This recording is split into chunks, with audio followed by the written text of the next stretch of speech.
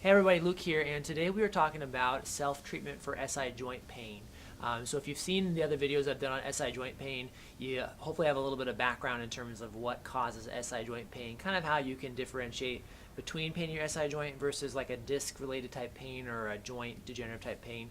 So if you haven't done that, maybe start there first, maybe you've done some other research, but if you think you've got SI joint pain, the technique I'm going to show you today that you can do at home is one that's going to be used to treat a basic pelvic rotation. So when you look at different things that could go wrong and cause asymmetry at your pelvis, one of the most common ones that we see is one half of your pelvis rotating forward or backwards.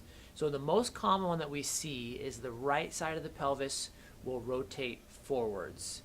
Different ways that you can kind of diagnose that when you're treating yourself, but in general you can look at leg lengths. Usually if you lay down and someone looks at your leg lengths, the right leg is going to appear longer when you look at the ankles.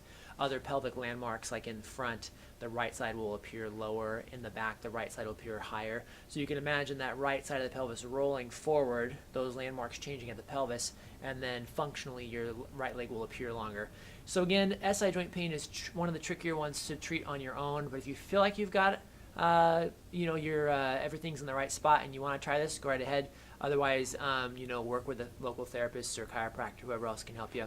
But this is the technique you're going to use. So if indeed, again, the right side is rotated forward, what we're going to do is try to use what's called the muscle energy technique to rotate the right side backwards. So before you start the technique, what you want to do is just sit down like I am here.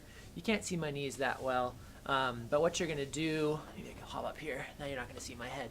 Okay, so you're going to sit here. My hands are on the outsides of my knees. You're going to push your knees out away from each other and push in with your hands. So you're trying to push your knees away and you're squeezing in with your hands at the same time. Do that 3 times, hold about 5 seconds, and then do the opposite and squeeze your knees together real hard. You can do that against your hands or with a ball or a pillow, something like that. So that's just kind of open up your pelvis and get it a little easier to move around. And then you're going to lay on your back. So let's say that I've got, again, my right side is rotated forward. So what I want to do is lay on my back. My left leg is going to be down straight. My right leg I'm going to hug up towards my chest. So with this type of muscle energy technique, I'm going to use the hamstrings along the back of my thigh. I'm going to contract them against resistance.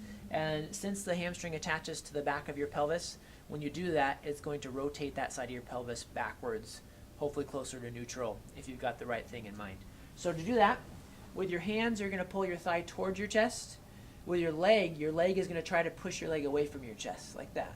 So basically, you won't see anything happen on video here, but my hands are pulling up, my leg is pushing down. And hold about a 5 or 6 second contraction. Let's keep it simple, say hold for 5 seconds, and repeat 5 times. Just like that.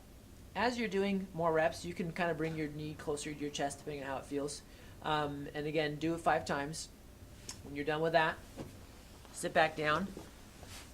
I do the same thing again, where you push out into your hands and squeeze in with your hands. Quick word of caution when you do those squeezes in and out, sometimes you'll hear like a little pop. That's usually your pubic bone kind of readjusting. Shouldn't be uncomfortable, but just know that that's pretty normal.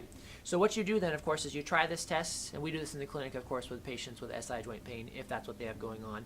And then we want to reassess. So check out your pelvic landmarks, check out your leg length, and most importantly, should have mentioned this earlier, check how you feel. So typically, when you have SI joint pain or any type of pain, you kind of find certain motions or maneuvers that really bother you. So it might be bending forward, might be bending backwards, side to side, whatever it may be. Establish that, and then when you try this technique, then you can retry those movements and see if you have reduced the pain. And then, like I said, you can check your landmarks, leg lengths, to see if you feel like you've got it in the right spot, and go from there. So again, that's a self-correction. We call it muscle energy technique, or MET, in our fancy PT world. But very effective treatment that we use here in the clinic. Most important part of it, as I've alluded to, is that you want to just make sure that you have a pretty good idea of what you're treating and what you expect to happen. And certainly while you're doing that, if it hurts you to do the technique, then go ahead and stop and reconsider, or reach out to someone who actually could probably help you. So that's the video for today. Thanks for watching, and if you need more information on SI joint pain, check out the other videos or leave me a comment. Thanks for watching.